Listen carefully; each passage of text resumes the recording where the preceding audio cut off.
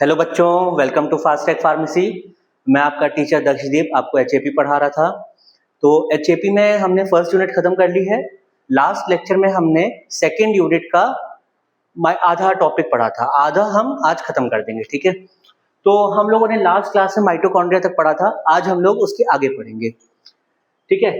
तो आज हमारा पहला टॉपिक है सेंट्रोजोम। अब देखते हैं सेंट्रोजोम क्या है। The centrosome organelle is made up of two mutually perpendicular structures known as centrioles. ठीक है, तो सेंट्रोजोम जो हमारा होता है ये ऐसा सेल ऑर्गेनेली है जो कि म्यूचुअली परपेंडिकुलर, ठीक है, यानी कि परपेंडिकुलर ऐसे होता है। तो म्यूचुअली परपेंडिकुलर स्ट्रक्चर से बना होता है, उन स्ट्रक्चर्स को हम कहते हैं सेंट्रियोल्स, ठीक है। सेंट्रोजोम के अंदर स्ट्रक्चर होते हैं centrioles. Each centriole is composed of 9 equally spaced peripheral fibrils of tubulin protein, ठीक है। And the fibril, देख रहे हैं टेक्नोलॉजी आप, लेकिन अभी हम लोग को सीखने में थोड़ा टाइम लगेगा तो ठीक है, तो and the fibril is a set of interlinked triplets। ये बच्चों थोड़ा सा टेक्निकल है, याद करने वाला है, ठीक है। जैसे कि अभी हम लोगों ने पढ़ा कि एक जो सेंट्रोजोम है वो म्यूचुअली परपेंडिकुलर सेंट्रियोल से बना है, और सेंट्रियोल जो है वो 9 फिब्रिल से बना होता है। अब हम देखते हैं फिब्रिल क्या होता है, ठीक है। फिब्रिल होता है सेट ऑफ इंटरलिंक्ड ट्रिपलेट्स। तो the core part of the centriole is known as a hub and is proteinaceous, यानी कि जो सेंट्रियोल का कोर पार्ट होता है, कोर, उसको हम कहते हैं हब। हब वैसे भी हम लोग जो है एक सेंटर वाली चीज को या कोर को या मिडल चीज को हम हब बोलते हैं, ठीक है। तो सेंट्रियोल का जो मिडल पार्ट है उसे हम हब कहते हैं, और प्रोटीनेशियस होता है यानी कि प्रोटीन से बना हुआ होता है, ठीक है। The hub connects the peripheral fibrils via radial spoke। देखो क्या होता है, जैसे साइकिल का टायर होता है ना, जो बीच में होता है, टायर के बीच में जो सेंटर पार्ट होता है उसको हम कहते हैं हब। और आपने देखा होगा हब से तीलियां, स्पोक्स, मेटल की स्पोक्स होती हैं, तीलियां, चक्कर जिसको हम कहते हैं, वो हमारा हब से निकल के रिम तक जाता है। तो इसका भी कुछ ऐसा ही स्ट्रक्चर है। The hub connect the peripheral fibrils via radial spoke. वैसे समझ लो जैसे साइकिल का पहिया होता है, तो वो सेंट्रियोल है। सेंट्रियोल का मिडिल पार्ट हब है, और हब में जो है पेरिफेरल फिब्रिल्स जुड़ी होती है स्पोक्स जैसे स्ट्रक्चर से, which is made up of protein. वो जो स्पोक्स हैं वो प्रोटीन से बने होते हैं। The centrioles from the basal bodies of the cilia and flagella give rise to spindle fibres during cell division. अब होता क्या है, सेंट्रियोल जो है ये बेसल बॉडी बनाते हैं सीलिया की और फ्लैजेला की, और ये फिर स्पिंडल फाइबर्स बनते हैं सेल डिवीजन के समय। जब सेल रेप्लिकेट करता है, जब डिवाइड करता है, सेल ग्रो करता है, तो सेल डिवीजन में सेंट्रियोल का एक ये इंपॉर्टेंट रोल होता है, ठीक है। तो स्टूडेंट्स हम आ रहे हैं अब अपने एक मेन टॉपिक पे, सेल के ऑर्गेनेलिस का। जैसे माइटोकॉन्ड्रिया मेन वो सेल ऑर्गेनेली था, वैसे ही एक मेन सेल ऑर्गेनेली है न्यूक्लियस, जो कि सबसे ज्यादा मेन है, ये और माइटोकॉन्ड्रिया, ठीक है। तो अब हम आते हैं न्यूक्लियस पे। The nucleus is a double membrane organelle. Nucleus की 2 मेम्ब्रेन होती हैं, डबल मेम्ब्रेन होता है, ठीक है, 2 कवर होते हैं। The nucleus is a double membrane organelle found in all eukaryotic cells, ठीक है। It is the largest organelle which functions as the control center of the cellular activities and is the storehouse of the cell's DNA, ठीक है। तो जैसे हमको नाम से पता चल रहा है, देखो जैसे सोलर सिस्टम होता है, ठीक है, अदर प्लैनेट होते हैं, लेकिन सेंटर में सन होता है, और सोलर सिस्टम का मेन पार्ट सन ही है। तो आप उस तरह समझो कि सोलर सिस्टम हमारा एक सेल है, और जो दूसरे प्लैनेट्स हैं वो हमारे सेल ऑर्गेनेलीज हैं। और समझ लो अर्थ जो है वो माइटोकॉन्ड्रिया है, क्योंकि अर्थ में लाइफ है, एनर्जी है। माइटोकॉन्ड्रिया हमारा power house of the cell है। तो उस तरह समझ लो सोलर सिस्टम हमारा सेल हो गया, अर्थ हमारा माइटोकॉन्ड्रिया, दूसरे प्लैनेट्स अदर ऑर्गेनेलीज, और न्यूक्लियस जो है वो सन है। न्यूक्लियस जो है बीच में होता है, सेल के बीच में होता है, जैसे कि अंडा होता है, एग होता है, बीच में जो एग योक होता है उस तरह न्यूक्लियस होता है। तो न्यूक्लियस डबल मेम्ब्रेन होता है। देखो न्यूक्लियस की डेफिनेशन अगर आती है, ये भी इंपॉर्टेंट है, तो आपने सिंपल सा अपने से आप बना के लिख सकते हैं, आप इसको पढ़ लेंगे तो। न्यूक्लियस डबल मेम्ब्रेन ऑर्गेनेली होता है और ये न्यूक्लियस यूकैरियोटिक सेल्स में पाया जाता है। It is the largest organelle which functions as a control centre, ठीक है, लार्जेस्ट है, मेन है, कंट्रोल सेंटर है सेल्यूलर एक्टिविटीज का, और store house of the cell's DNA. हर सेल में डीएनए होता है, ठीक है, डीएनए बहुत इंपॉर्टेंट पार्ट होता है, तो हर सेल में डीएनए होता है और न्यूक्लियस जो है वो एक टाइप सा डीएनए का स्टोर रूम की तरह काम करता है, ठीक है। अच्छा, बाय स्ट्रक्चर, अब हम पढ़ रहे हैं कि न्यूक्लियस दिखता कैसा है, उसका स्ट्रक्चर क्या है, ठीक है। By structure the nucleus is dark round surrounded by a nuclear membrane, ठीक है। It is a porous membrane like cell membrane, ठीक है, and forms a wall between cytoplasm and nucleus. अब इसको समझो, सिंपल लैंग्वेज बता रहा हूं। बाय स्ट्रक्चर यानी न्यूक्लियस दिखने में डार्क होता है, ठीक है, राउंड होता है, डार्क होता है, गोल होता है, सराउंडेड बाय न्यूक्लियर मेम्ब्रेन। जैसा कि मैंने बताया, सेल न्यूक्लियस की दो मेम्ब्रेन्स होती है, तो न्यूक्लियस का स्ट्रक्चर होता है डार्क, राउंड, और वो एक न्यूक्लियर मेम्ब्रेन से सराउंडेड होता है, घिरा हुआ होता है।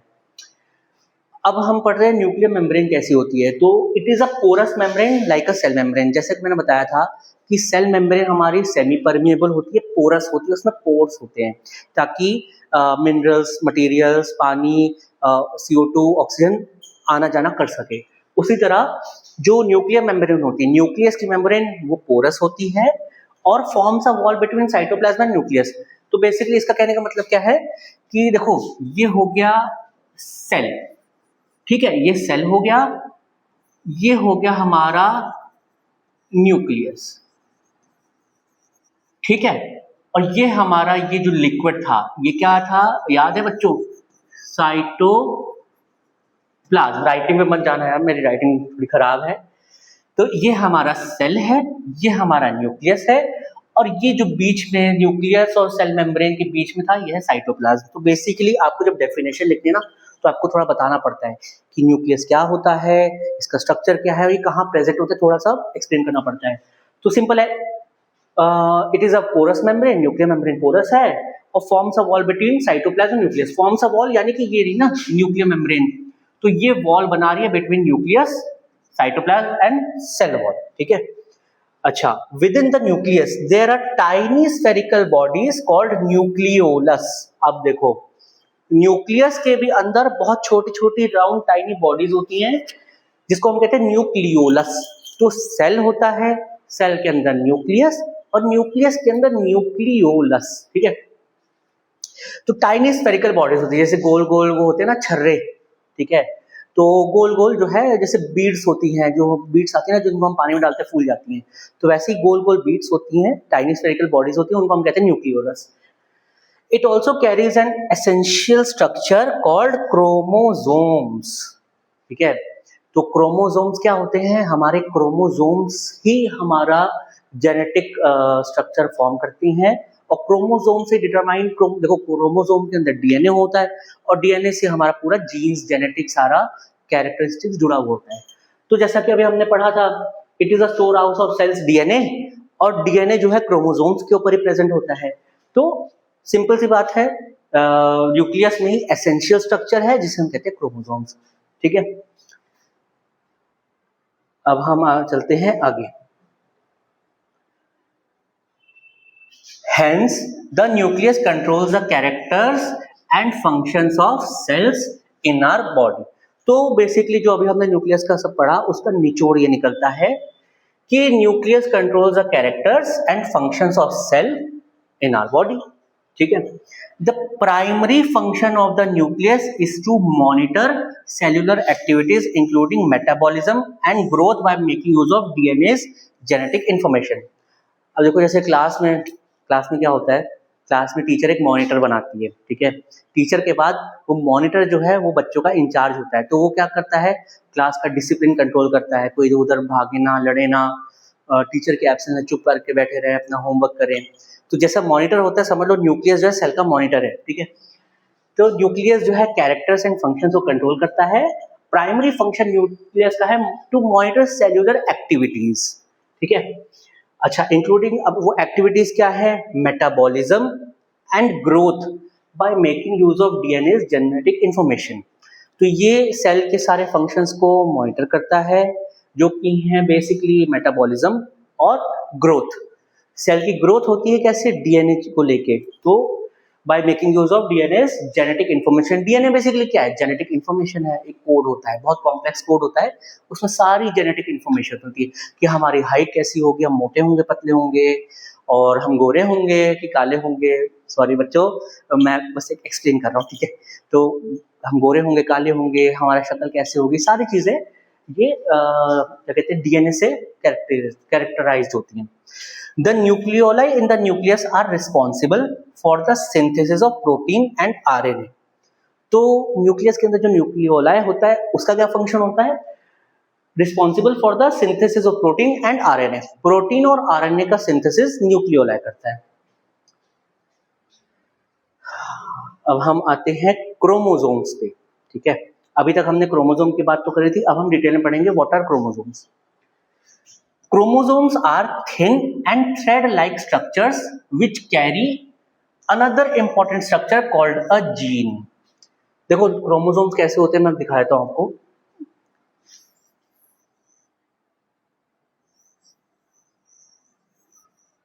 ठीक है, कुछ कुछ इस तरह होते हैं क्रोमोसोम्स, ठीक है। तो इनमें हमारा जो है ये इस तरह कुछ जो है जीन्स और ये डीएनए होते हैं, बहुत माइक्रोस्कोपिक, ये खुद ही एक माइक्रोस्कोपिक स्ट्रक्चर है और ये तो बहुत ही माइन्यूट होता है। तो क्रोमोसोम्स क्या है, thin and thread like. Thread like क्यों, क्योंकि ये जो है बहुत पतले और धागे की तरह होते हैं, ठीक है। Thin and thread like structures which carry another important structure called a gene. तो ये हमारा जो है ये क्रोमोसोम है, क्रोमोसोम के अंदर ये जो है ये है जीन्स, ठीक है। Genes are hereditary unit in organism. Hereditary यानी कि जो हमें अपने पेरेंट्स से कैरेक्टरिस्टिक्स मिलते हैं, हम जैसे होता है ना प्रॉपर्टी, तो प्रॉपर्टी जैसे माँ बाप की प्रॉपर्टी है, उनका जो हायर है यानी बच्चा उसको मिलती है, तो वो हेरिडेटरी प्रॉपर्टी होती है। उसी तरह हेरिडेटरी मीन्स जो हम अपने पेरेंट्स से अक्वायर करते हैं, ठीक है। Genes are a hereditary unit in organisms, that is it helps in the inheritance of traits from one generation यानी पेरेंट्स टू अनदर यानी ऑफस्प्रिंग बच्चा। तो जीन्स क्या है, हेरिडेटरी यूनिट होता है ऑर्गेनिजम्स में, which helps in the inheritance, जो हम पेरेंट्स से पाते हैं, विरासत, हाँ जिसको विरासत कहते हैं। It helps in the inheritance of traits यानी कि कैरेक्टरिस्टिक्स, नेचर, ट्रेट्स, रंग रूप, साइज, बाल, बाल का कलर, आई का colour, everything. Inheritance of traits from one generation यानी पेरेंट्स टू अनदर। अब सिंपल सी बात है, देखो पेरेंट्स है, मदर फादर है, तो बेटा या बेटी जो है वो मदर फादर के ही कैरेक्टरिस्टिक्स होंगे, ना कि मौसा मौसी के, ठीक है, पेरेंट्स के मिलते हैं। आप देखोगे बच्चों के, आप शक्ल देखोगे तो कुछ कुछ आपको उनके फादर से मिलती दिखेगी, कुछ कुछ मदर से। जैसे कोई बच्चे का रंग अपने फादर पे गया है तो हेयर और आई का कलर अपनी मम्मी पे गया है, तो इस तरह होता है, ठीक है। तो ये हमने पढ़ लिया व्हाट आर क्रोमोसोम्स। तो हमारा नेक्स्ट सेल ऑर्गेनेली है बच्चों वैक्यूल्स, ठीक है। अब हम देखते हैं वैक्यूल्स क्या है। Vacuoles are mostly defined as storage bubbles. देखो हम लोगों ने जो सेल का जो डायग्राम देखा था उसमें वैक्यूल्स जो है ना बबल सैक की तरफ थे, ठीक है। तो vacuoles are mostly defined as storage bubbles of irregular shapes. Bubbles के तो देखो कोई शेप नहीं होती, छोटे बड़े टेढ़े मेढ़े होते हैं, which are found in cells. तो वैक्यूल्स बेसिकली स्टोरेज बबल्स है, इरेगुलर शेप के होते हैं, ये हमारे सेल में पाए जाते हैं। They are fluid filled organelles enclosed by a membrane. तो वो जो बबल्स होते हैं ना, वो बबल्स इरेगुलर शेप के होते हैं, उसमें फ्लूइड भरा होता है, ठीक है। और वो फ्लूइड भरा होता है वो एक मेम्ब्रेन से कवर्ड होते हैं। The vacuole stores the food और a variety of nutrients that a cell might need to survive. तो ये बेसिकली क्या है, स्टोरेज होता है एनर्जी का। माइटोकॉन्ड्रिया ने एनर्जी प्रोड्यूस करी और वैक्यूल्स में वो एनर्जी स्टोर होती है, फ्लूइड फिल्ड होता है और मेम्ब्रेन होती है, ठीक है। In addition to this, it also stores waste products, ठीक है। तो ये एनर्जी तो स्टोर करते ही हैं बबल्स, साथ ही साथ इनमें वेस्ट प्रोडक्ट्स भी स्टोर होते हैं, जैसे सेल के मेटाबॉलिज्म, उसके फंक्शनिंग के टाइप पे जो वेस्ट प्रोडक्ट्स या सिक्रेशंस या एक्सक्रीटरी प्रोडक्ट्स जो निकलते हैं वो भी वैक्यूल्स में स्टोर होते हैं। The waste products are eventually thrown out by vacuoles, ठीक है। तो वेस्ट जो जनरेट हुआ वो वैक्यूल्स में आया और उसके बाद इनको बाहर कर देता है सेल के, ठीक है। तो thus the rest of the cell is protected from contamination. तो बेसिकली अगर वेस्ट हमारा जो सेल का वेस्ट है वो सेल में ऐसे ही घूमता रहेगा तो ऑब्वियसली बात है कॉन्टेमिनेट हो जाएगा। अब जैसे कूड़ा किसी घर में जनरेट होता है तो उसे हम कूड़ेदान में डालते हैं, थैली बंद करते हैं और फेंक देते हैं। अब यही हम कूड़ा इधर उधर फेंकते रहेंगे तो हमारा घर गंदा रहेगा, ठीक है। The animal and plant cells have different size and number of vacuoles. तो ये जो हमारा वैक्यूल्स है ये एनिमल प्लांट सेल्स में डिफरेंट साइज, अलग अलग साइजेस का होता है और अलग अलग नंबर्स, यानी किसी में ज्यादा किसी में कम। अब देखो क्या है, compare to the animals plant cells have larger vacuoles. तो हमने पढ़ा कि प्लांट सेल और एनिमल सेल्स में अलग अलग साइजेस के और अलग अलग नंबर्स के वैक्यूल्स होते हैं। तो जब कंपैरिजन देखा जाता है तो as compare to animal cells plant cells में ज्यादा वैक्यूल्स होते हैं, ठीक है। तो बच्चों हमारा जो है ये सेकेंड चैप्टर कंप्लीट होता है। तो हमने इसमें सेल डेफिनेशन, सेल के फंक्शन, स्ट्रक्चर, हिस्ट्री और सेल ऑर्गेनेलिस सारी हमने पढ़ ली। सेल ऑर्गेनेलिस क्या क्या होती हैं, उनका फंक्शन स्ट्रक्चर क्या होता है, ये हमने पढ़ लिया। चैप्टर हमारा कंप्लीट होता है। अब हम करेंगे क्विक रिवीजन, ठीक है। ये मैंने टेबल फॉर्म में बनाया है क्विक रिवीजन के लिए, ठीक है। A brief summary on cell organelles, ठीक है। तो पहला है हमारा cell membrane, a double membrane composed of lipids and proteins. हमने पढ़ा था सेल मेम्ब्रेन डबल मेम्ब्रेन होती है, लिपिड्स और प्रोटीन से बनी होती है, which is present in both plant and animal cells. Cell membrane हमारी प्लांट सेल्स में भी होती है, एनिमल सेल्स में भी। ये हो गया इसका स्ट्रक्चर। ये बच्चों ये आपको जो हम पीडीएफ देंगे ना, आपने अगर चैप्टर अच्छे से एक बार रिवाइज करें, उसका एग्जाम में ये पूरा टेबल पढ़ लोगे ना, आप कर लोगे ये वाला चैप्टर बहुत आराम से, कवर कर लोगे बहुत प्यार से। फंक्शंस क्या है देखो मेम्ब्रेन के, प्रोवाइड शेप, शेप प्रोवाइड करता है, स्ट्रक्चर प्रोवाइड करता है। It protects the inner organelles of the cell and acts as a selectively permeable membrane. Basically cover है ना, तो ये शेप देगा, अंदर के ऑर्गेनेलिस को प्रोटेक्ट करेगा और acts as semi permeable membrane, जो कि मैंने पढ़ाया था सेमी परमेबल होती है। अब आते हैं सेंट्रोसोम्स पे। सेंट्रोसोम क्या होते हैं, अभी मैंने पढ़ा था, it composes of centrioles and found only in the animal cells. Centrosomes हमारे सिर्फ एनिमल सेल्स में होते हैं, ठीक है। ये हो गया स्ट्रक्चर। अब आते हैं function. It plays a major role in organising the microtubule and cell division. हमने पढ़ा था हब होता है, स्पोक्स होते हैं, सेल डिवीजन में काम आता है। ओके, तो अब आते हैं आगे, ठीक है। तो नेक्स्ट ऑर्गेनेली है हमारी क्लोरोप्लास्ट। ये शॉर्ट में पढ़ना है। Present only in plant cells and contains a green coloured pigment known as chlorophyll. देखो हमारा क्या है, एचएपी है, ह्यूमन एनाटॉमी एंड फिजियोलॉजी। तो इसीलिए मैंने ये डिटेल में नहीं पढ़ाया था, ये सिर्फ प्लांट सेल्स में होता है, प्लांट्स में होता है। लेकिन एक बार शॉर्ट रिव्यू हम कर लेते हैं। अगर मान लो पूछ लिया गया कि एनिमल सेल में क्लोरोप्लास्ट होता है कि नहीं, तो आप कंफ्यूज है, अरे ये क्लोरोप्लास्ट क्या है। तो अब आपको याद रहेगा ये सिर्फ प्लांट में होता है, ठीक है। साइट्स ऑफ फोटोसिंथेसिस, फोटोसिंथेसिस में काम आता है। साइटोप्लाज्म, साइटोप्लाज्म क्या है, a jelly like substance which consist of water, dissolved nutrients and waste products of the cell. Cell membrane के अंदर ऑर्गेनेलीज है, न्यूक्लियस है, और जो जिस लिक्विड में वो तैर रहे हैं वो है साइटोप्लाज्म। जेल लाइक लिक्विड होता है, उसमें पानी है, लिपिड है, प्रोटीन्स एंड डिसॉल्व्ड न्यूट्रिएंट्स हैं सेल्स के लिए, और वेस्ट प्रोडक्ट्स भी। Cytoplasm is responsible for the cell's metabolic activities. Cells की सारी मेटाबॉलिक एक्टिविटीज में साइटोप्लाज्म का योगदान होता है। अब आते हैं endoplasmic reticulum. Endoplasmic reticulum is a network of membranous tubules present within the cytoplasm of a cell. Membranous tubules, ये साइटोप्लाज्म ऐसी थी ना, कुछ कुछ ऐसी, तो मेम्ब्रेनियस ट्यूब्यूल्स होती हैं और हमारा साइटोप्लाज्म में पाई जाती हैं। ये हो गया इसका स्ट्रक्चर। अभी करता क्या है, forms the skeletal framework of the cell involved in the detoxification production of lipids and proteins। skeletal framework यानी कि सेल को जो है शेप देता है और डिटॉक्सिफिकेशन का काम करता है और लिपिड्स और प्रोटीन्स का प्रोडक्शन में हेल्प करता है। गोल्गी एपरेटस क्या है, membrane bound sac like organelles present in the cytoplasm of the eukaryotic cell. Membrane से कवर्ड होता है, बोरे की तरह होता है, बबल की तरह होता है और साइटोप्लाज्म में पाया जाता है। It is mainly involve in secretion and intracellular transport, ठीक है।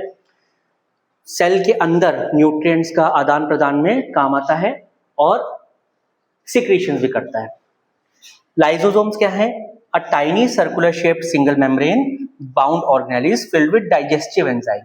लाइसोसोम्स में डाइजेस्टिव एंजाइम्स होते हैं। काम क्या करता है? क्योंकि डाइजेस्टिव एंजाइम्स होते हैं तो डाइजेशन का काम करेगा। Helps in the digestion and removes waste and digest dead and damage cells. ये हम लोगों ने पढ़ा था ना कि लाइसोसोम क्या है? या तो वेस्ट को डाइजेस्ट कर देता है या तो बाहर थ्रो आउट कर देता है। माइटोकॉन्ड्रिया ओवल शेप होता है, मेम्ब्रेन बाउंड होता है, also called as power house of the cell. ये बच्चों माइटोकॉन्ड्रिया कहीं भी लिखना, कोई भी टॉपिक में ना माइटोकॉन्ड्रिया शॉर्ट में आया, लॉन्ग में आया, ये सेंटेंस जरूर लिख देना, power house of the cell, ठीक है। The main site of cellular respiration and also involve in storing energy in the form of ATP. Mitochondria energy produce करता है और जो है एनर्जी को स्टोर करता है एटीपी के फॉर्म में। एटीपी क्या है? एडेनोसाइन ट्राइफॉस्फेट, ठीक है। ये हमारा एनर्जी का यूनिट होता है ह्यूमन बॉडी में। अब आते हैं बच्चों हम न्यूक्लियस पे। The largest double membrane bound organelle which contains all the cell's genetic information. Nucleus में दो मेम्ब्रेन होती है, लार्जेस्ट होता है, डार्क होता है और सेल की सारी इंफॉर्मेशन होती है। Controls the activity of the cell, helps in cell division and controls the hereditary characteristics। क्योंकि इसमें क्रोमोसोम डीएनए होता है तो हेरिडिटरी कैरेक्टरिस्टिक्स को जज करता है और सेल की सारी एक्टिविटी। आप देखो वही सब बातें हैं जो मैंने बताई। पेरोक्सिसोम क्या होता है? A membrane bound cellular organelle present in the cytoplasm which contains the reducing enzyme, ठीक है। फंक्शन क्या है? Involve in the metabolism of lipids and catabolism of long chain fatty acids. यानी लॉन्ग चेन फैटी एसिड्स को खत्म करता है, use करता है, और मेटाबॉलिज्म ऑफ लिपिड्स को यूज करता है। प्लास्टिड्स क्या है? Double membrane bound organelles, they are 3 types, leucoplast, chromoplast, chloroplast. देखो ये मैंने इसलिए नहीं पढ़ाया क्योंकि ये प्लांट से पाया जाता है, ठीक है, तो इसको हम स्किप कर देते हैं, ये हमारे सिलेबस में नहीं है। देखो ये दो हैं जो हमारे सिलेबस में है, एक है राइबोसोम जो अभी हमने पढ़ा था, non membrane organelles found floating freely in the cell cytoplasm and embedded within the endoplasmic reticulum. मैंने बताया था ना, एंडोप्लाज्मिक रेटिकुलम दो तरीके की होती हैं, एक स्मूथ, एक रफ। जो रफ होती है उसके सरफेस में राइबोसोम होते हैं और स्मूथ के सरफेस में नहीं होते हैं। तो राइबोसोम बेसिकली क्या है? इसमें मेम्ब्रेन नहीं होते क्योंकि खुद वो एंडोप्लाज्मिक रेटिकुलम के सहारे जीरा होता है, ठीक है, तो इसमें मेम्ब्रेन नहीं होता है और फ्रीली पाया जाता है और जो है एम्बेडेड होते हैं, यानी कि जड़ा हुआ होता है रफ एंडोप्लाज्मिक रेटिकुलम के सरफेस पे। It is involve in the synthesis of proteins. Now last organelle, vacuoles, a membrane bound fluid filled organelle found with in the cytoplasm, ठीक है। मेम्ब्रेन बाउंड होता है, फ्लूइड होता है, वही सैक की तरह, बबल की तरह, provide shape and rigidity to the plant cell and help in digestion, excretion and storage of cells। ये वाली लाइन सिर्फ प्लांट सेल पे अप्लाई होती है, बाकी ये वाली एनिमल और प्लांट दोनों पे, और ये एनिमल और प्लांट दोनों में होते हैं, प्लांट्स में ज्यादा होते हैं, एनिमल में कम। तो ये है helps in digestion, excretion and storage of substances. हमने अभी पढ़ा था डाइजेशन में हेल्प करता है, वेस्ट प्रोडक्ट को कैरी करता है और स्टोर भी करता है, एनर्जी स्टोर करता है। तो बच्चों इसके साथ हमारा सेकेंड यूनिट खत्म होता है लेक्चर 2 में। लेक्चर 1 में हमने माइटोकॉन्ड्रिया तक पढ़ाया था, लेक्चर 2 में हमने बची हुई सेल ऑर्गेनेल्स।